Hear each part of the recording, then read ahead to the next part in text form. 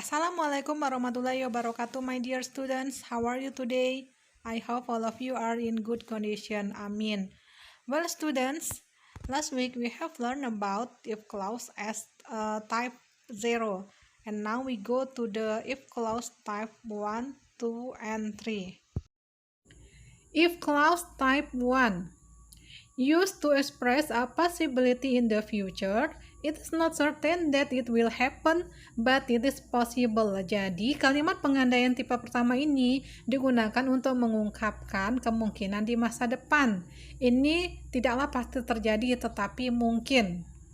Kalimat pengandaian tipe pertama ini, kemungkinan terjadinya itu jauh lebih besar dibandingkan tipe kedua, apalagi dengan tipe ketiga. Let's see the formula. If clause plus present tense, future tense. Well, the example, if I come early to school, I will tell you. Jika aku datang lebih awal ke sekolah, aku akan memberitahukan kamu.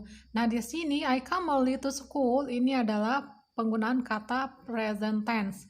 Selanjutnya, yang future tense-nya adalah I will tell you. If I have much money, I will buy house for my parents. Jadi, syaratnya adalah I have much money, maka aku akan membeli rumah untuk orang tuaku. Jadi, di sini possibility in the future-nya bisa terjadi. Kemungkinan terjadinya ada untuk membeli rumah untuk orang tuanya. Next, if clause type 2, the situation is unreal. They refer to an unlikely condition and its probable result. Jadi di sini kalimat pengandaian tipe kedua ini digunakan pada situasi yang unreal, mengacu kepada kondisi yang tidak memungkinkan tetapi hasilnya bisa saja terjadi. Kata sederhananya, kalimat pengandaian tipe kedua ini sangat kecil untuk terjadi. Let's see the form. If clause plus simple past, past future. Nah, sekarang kita lihat contohnya. Itu tadi adalah rumusnya. If I found her address, I would send her an invitation. Seandainya aku menemukan alamatnya, aku akan mengirim dia sebuah undangan. Dalam kalimat pengandaian tipe kedua ini, kemungkinan terjadi itu sangat kecil.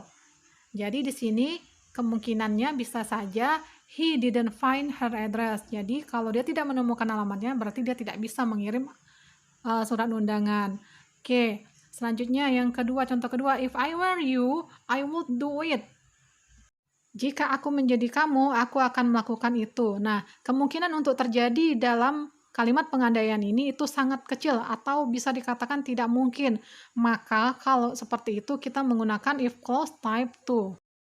If clause type 3, used to describe an event that didn't happen in the past, although it could have, and that will remain unchanged.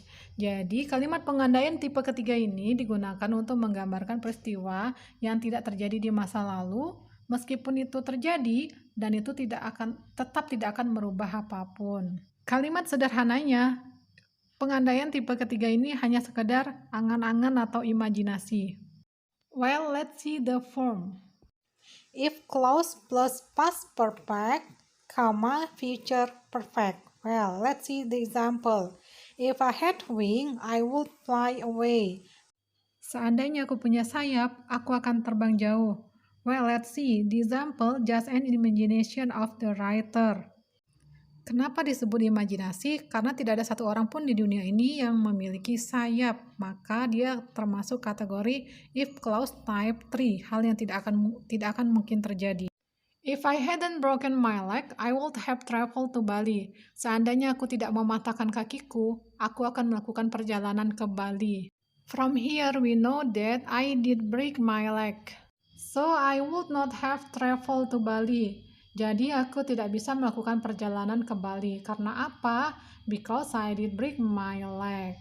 Well, students, itulah contoh dari if clause tipe ketiga, pengandaian yang tidak mungkin terjadi atau bisa dibilang mustahil terjadi. Well, students, I think that's all the lesson for today. Hopefully you understand with my explanation. Have a nice day. Thanks for watching. Assalamualaikum warahmatullahi wabarakatuh.